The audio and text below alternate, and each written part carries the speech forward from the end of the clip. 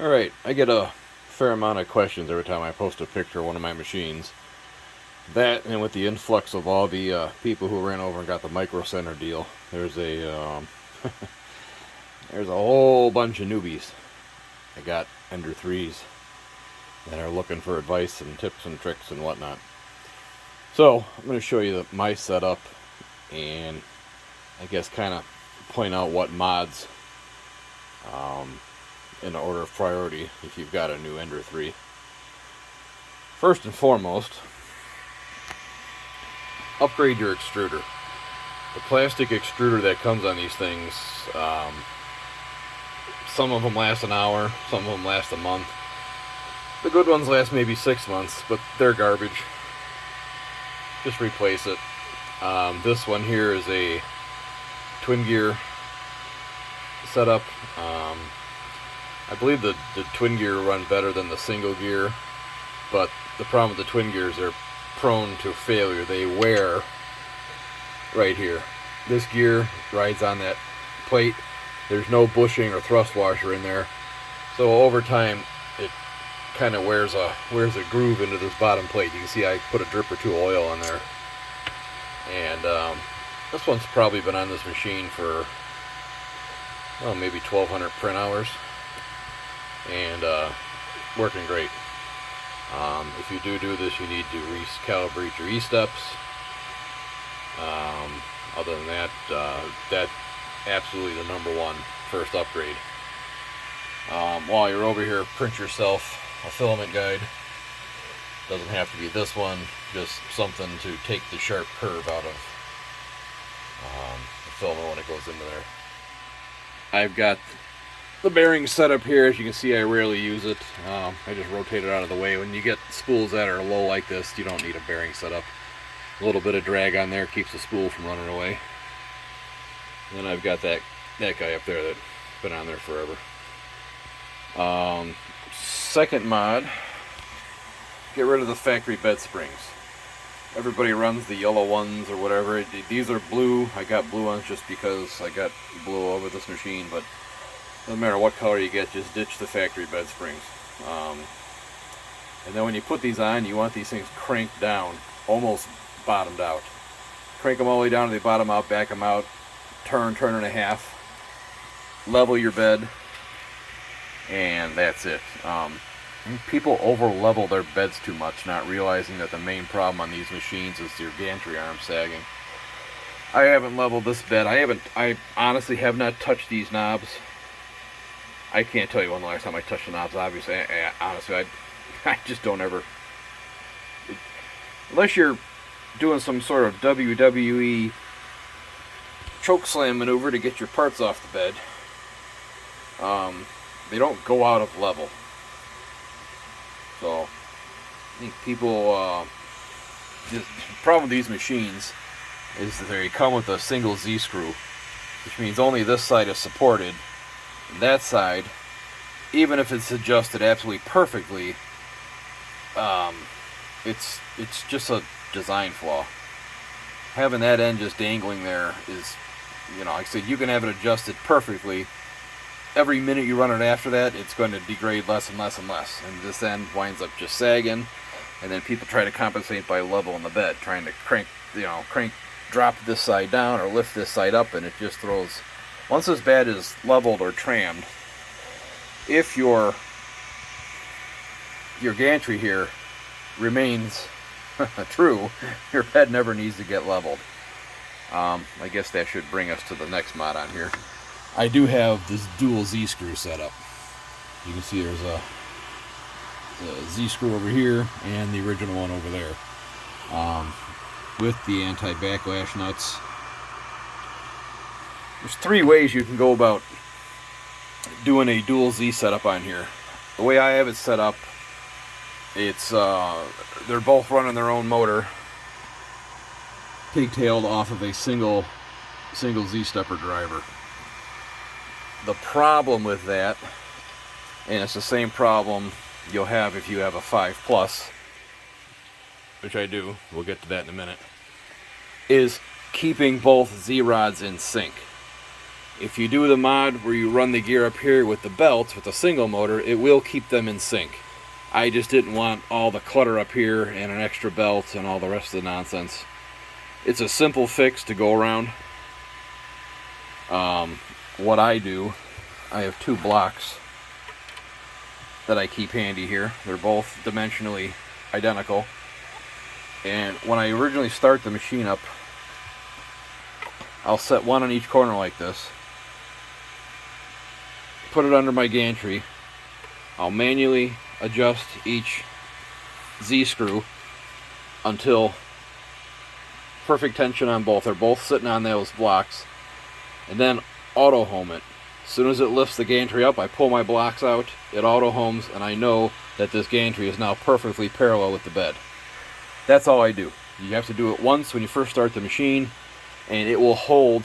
The steppers will stay energized, which means it'll hold their it'll hold them in sync until you turn the machine off or disable the steppers. I've tried 100 different methods over the years, and honestly, that's the simplest and easiest.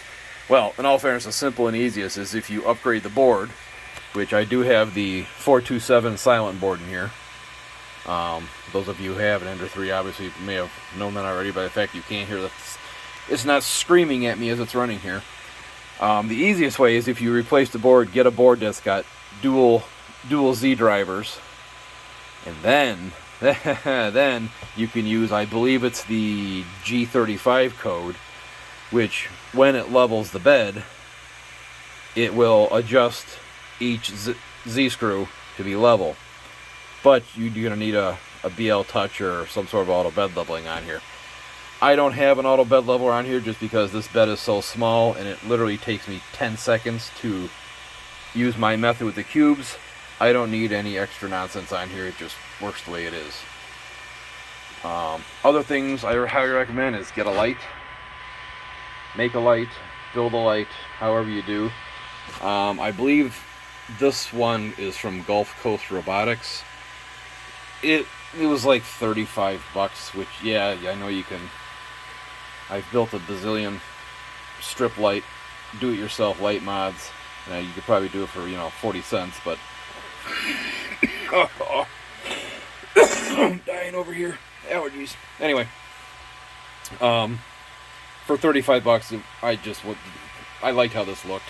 It's really super bright, works well. Comes with a dimmer. Comes with a pigtail where it wires right in to your OEM power supply. It just wasn't worth me screwing around for $35. I said I liked how it looked. As I mentioned, I do have the 427 board in here. Order of mods. Okay. Talked about the extruder. Ditch the factory Bowden tubing. It's way too sloppy. Get yourself some genuine Capricorn tubing. The Bowden tubing on here is so short. With a good Bowden tubing like the Capricorn, these things work great as a Bowden setup.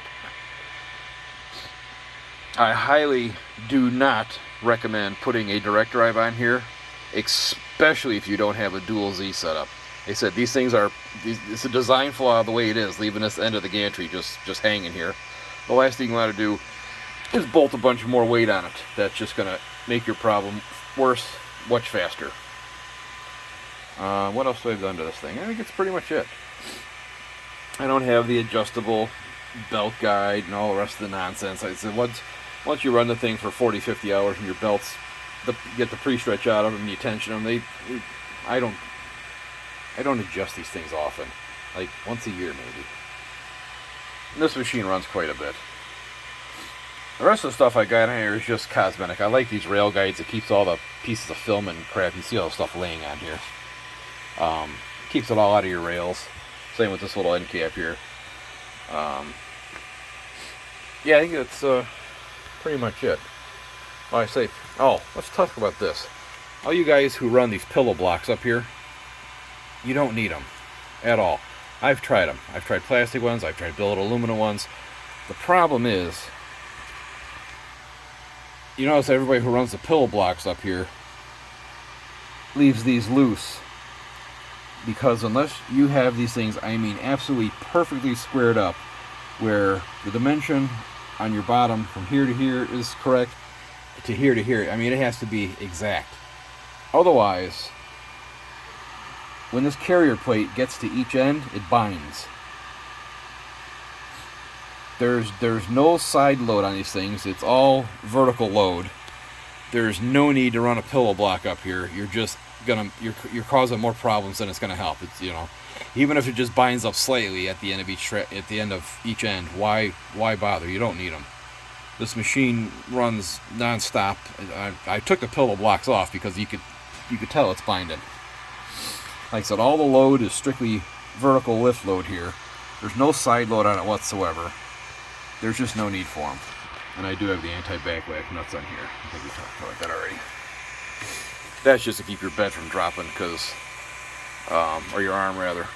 Because if you got your arm up here, you turn it off. Once these Z-rods get worn in a little bit, it will drop all the way to the bottom as soon as you turn it off.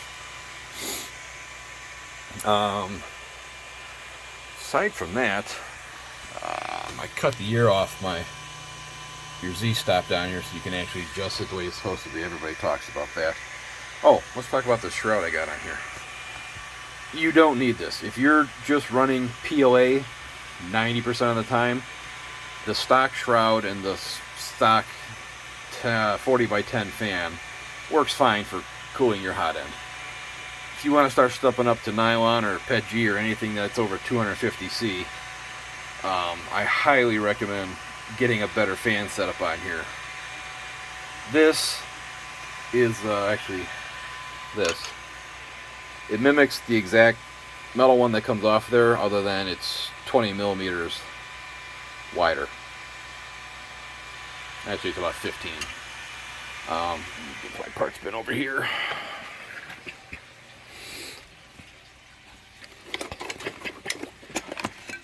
Yeah, so here's the stock setup with the 10x40. So what I put in there is a 20x40. These things move so much more air. You would think it should be double. It's like 4 times as much. This moves so much air that it actually doubles as a part cooling fan, because it blows so much air out of the bottom. It actually helps with the parts cooling fan setup. Yeah, into 3D printers for any length of time, you're going to look like this too, where you just have piles of parts and extra parts and spare parts and more parts. Yeah, anyway. So if you're running more exotic, higher temperature filaments, definitely look into upgrading your hot end cooler. This is the just simplest approach. I've tried the fangs and everything. I've tried everything, and I just keep it simple. Oh, and print yourself up. As long as we're talking about parts cooling, replace the factory duct. This is just a, I think we got one over here. This is just a real simple, yeah, there. All the big fancy ones that have nozzles everywhere, this blower doesn't move enough air to deal with having 6 nozzles now, and just get a decent duct that concentrates the airflow right to the tip of your nozzle, and I've had excellent luck with that. Running the glass bed on here. This is actually the Creality boron silicate, whatever the hell it is. I run it upside down with the shiny side up just because I like the nice smooth shiny finish. And this machine, I keep it set up with a 0.4 millimeter nozzle almost all the time. My 6 Plus, I typically keep that with a my 5 Plus, I'm sorry. I typically keep that with a 0.6 millimeter nozzle because I'm typically printing bigger things on there that don't require the resolution of a 0.4 nozzle, and the 0.6s are so much faster to print. And I run a 0.6 nozzle with a 0.28 layer width, and it's very minimal degradation in quality. And the payoff for the extra, how fast it is as well. Let me give you an example. Some stuff laying around here for the kids for Christmas. This 0.4 nozzle, 0.2 layer height, and it looks pretty fantastic. You'd be hard pressed to find layer lines even when you're looking for them. I mean, they're there, but you really gotta look for them. These infinity cubes, same thing.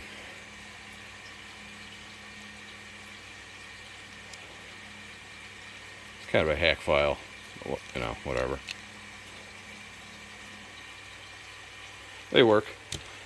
So big stuff like this off my 5 Plus, that's a 0.28 layer height with a 0.6 millimeter nozzle. And they're there, but like I said, for big pieces like this, typically no one's shoving their nose 2 inches away from it to inspect it. So, and I think everybody under the planet is printing these out this year. So my niece and nephews can struggle trying to get their money out of that this year.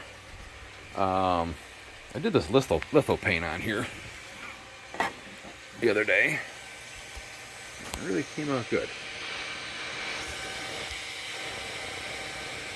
My mother-in-law, so that's what she's getting.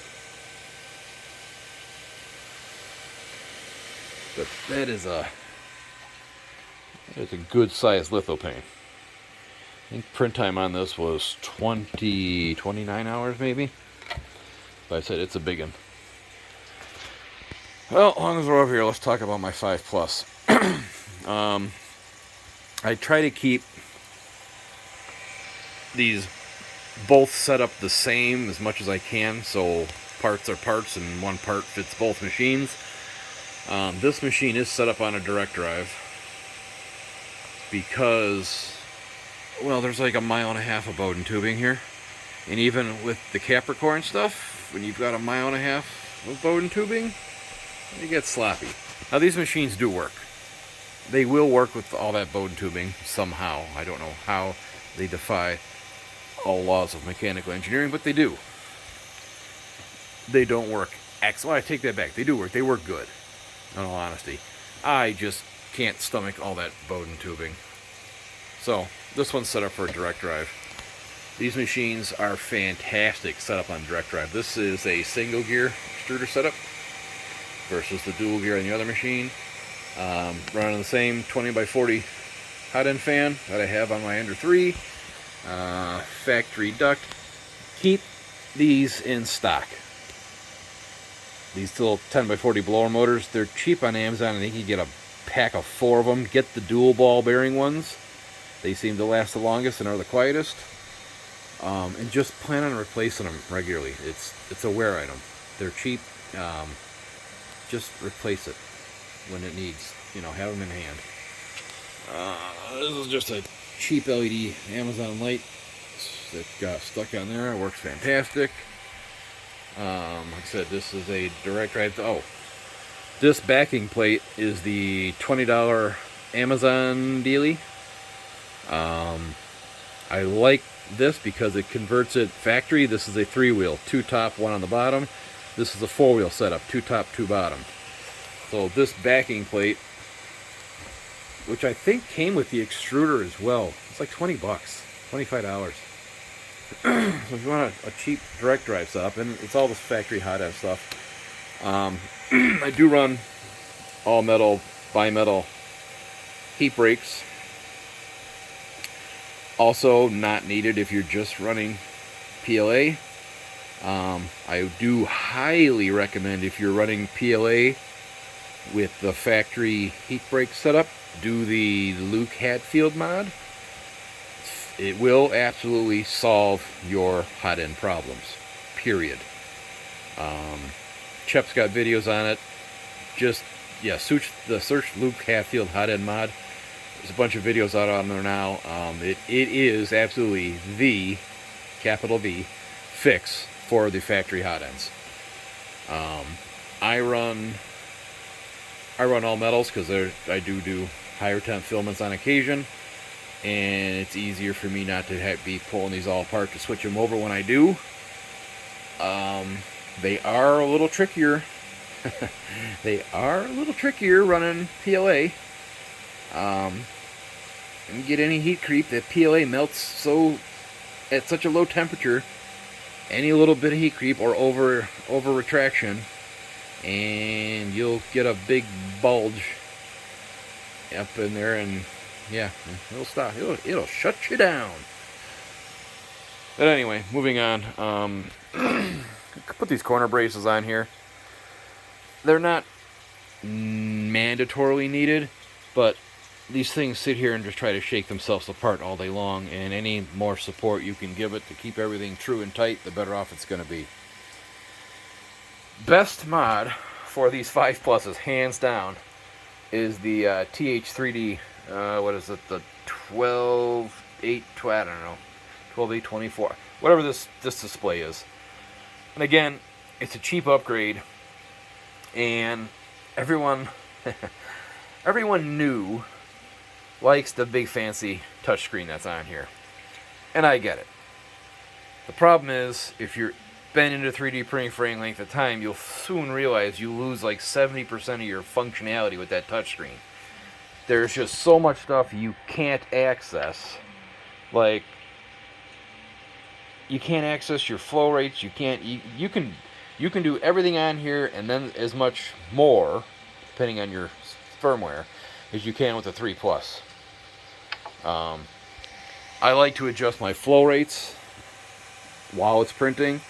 I like to adjust a bunch of stuff while it's printing. Once you figure these machines out and know how they run, you can do adjustments on the fly and turn out fantastic work without having to reset and stop and start over and all the rest of it.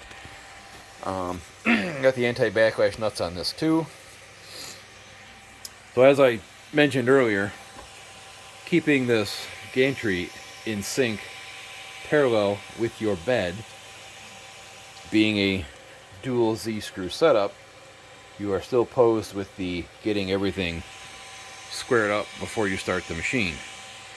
On this machine, I have both of these collars indexed to match each other. So all I do is when I start up is make sure that slit and that slit, that they are both in sync with each other. So if they're both at 6 o'clock, whatever, 3 o'clock, doesn't matter, as long as they're both the same. And I shut the machine off and let the bed cool, and I wrestle something off the bed. These will be an 1/8 to 1/4 of a turn out of sync with each other. As you can see, the steppers are disabled right now, so you can do that. And that one's at 3, and that one's at 6. So all I do is I would turn this one to 6, turn that one to 6, home it, you're good to go. What else have I done to this? Oh, direct drive. This I drilled and tapped myself. A lot of people will get a spool holder that is up here and just run it straight into the arm. I kept all my factory mounting stuff over there, so I just drilled and tapped this arm so I could put a fitting in here and keep my Bowden tube. Oh, let's go over my my wire management for this machine.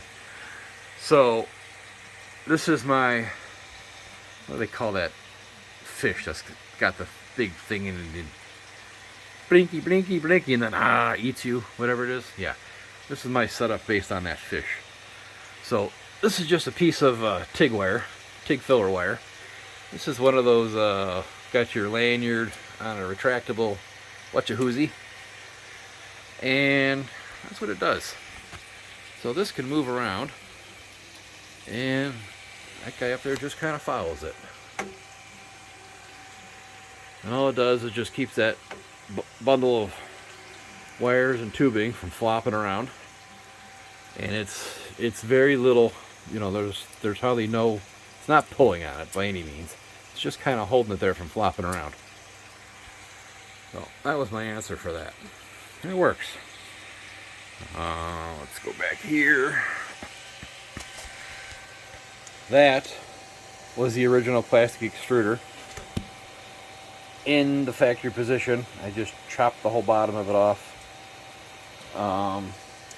So your filament, obviously, into your runouts detector, out of here, into what's left of my original extruder. And then it comes over here to my direct drive.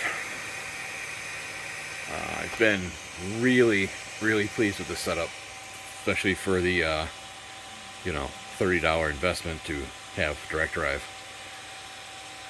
Yeah, like I said, I'm still running the factory setup. Everybody when they see a picture thinks that's a micro assist because it's the actual heatsink is raw aluminum instead of red. Yeah, it's a factory. It's a factory under one. It's just that I had gotten one at one point. Yeah, here. That's what they usually look like. And apparently I ordered one at one point and they sent me one that had not been anodized. So, that's all it is. It is still a factory hot end setup. The BL touch on here comes with them. I am running the TH3D. I am running their firmware, and I like that it only does a 9-point probe as opposed to like the 15-point. I don't get why people want 43,000 points because it takes an hour before you after you start printing. If you're running a glass bed, you really don't need that many points. You're not going to have a huge variation from there to there. Not enough to make a difference. Everything else on this machine, pretty stock, really. I haven't done. Still running the stock 8-bit board, and somehow this machine with the stock board is much quieter than my 3 Plus was with the stock board. I just noticed something. I've been looking for that. Looking where that nozzle went. That got dropped. Oh, I see you. Ha ha. Ha ha. Your days of hiding are over. Gotcha. Alright. Back on track. Oh. Take some foam from the packing that your machine came in. Make some feet. Uncoupling the frame from your counter or wherever it's sitting takes all the resonance out of it. It's free, assuming you still have any of your packing left. So make yourself some big fluffy foam feet. I've got them over here too. Big fluffy free foam feet. Yep, that works. Yeah, aside from that, both these machines, knock on wood, and I'm probably going to jinx myself here, run pretty much flawlessly. I will set whatever up I'm going to print. I will watch the first layer go down, and then I walk away. And they'll run for days on end, most times. Most times when I do have a problem, it's an unknown filament that I haven't used before, and I just need to dial in settings. Speaking of, that's my list of go-to filaments in order of how much I trust them, I guess. I've never had any problem with Hatchbox or Sunlu, and also excellent results out of eSun Overture and Solutech.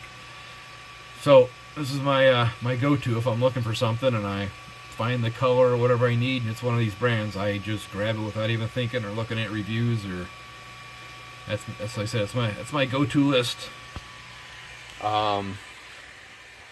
Monitoring. Let's touch on that. I know everybody's running octopi and raspberry flavor smoothie for whatever. Yeah, I don't use any of that. What I've got is a very high-tech setup of an IP camera. It's a PTZ, so I can spin her around and watch both of these. And both of these machines are on a smart socket. So, should I happen to log in to take a look at what's going on and I see a giant flying spaghetti monster up here, I just shut it off and I'll deal with it when I get home. Knock on wood, I've had to do that once in the last year that I can recall. I shut it off remotely, and the time I did that, I had a nozzle crash somehow into something on the bed here, and yeah, the glass was half off the bed and the parts were on the floor, and it was making a flying spaghetti monster. But that's my high-tech solution to letting them run unmonitored. I don't know. I think that's about it. If you got any questions, don't hesitate to ask. There's not too much I haven't tried or thrown at these things in the way of mods. A few I've kept, most I haven't, because I just didn't find them useful or worth the extra hassle of having it on there.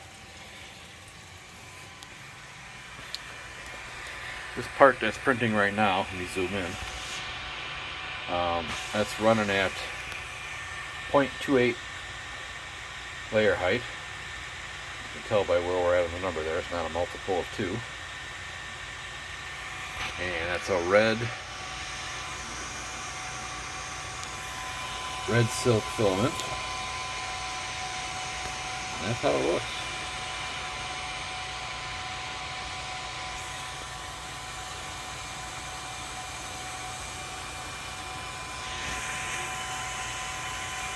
Yeah. Pretty nice. Cheap machines, they can be made to work well. Alright, if you got any questions, hit me up. Later.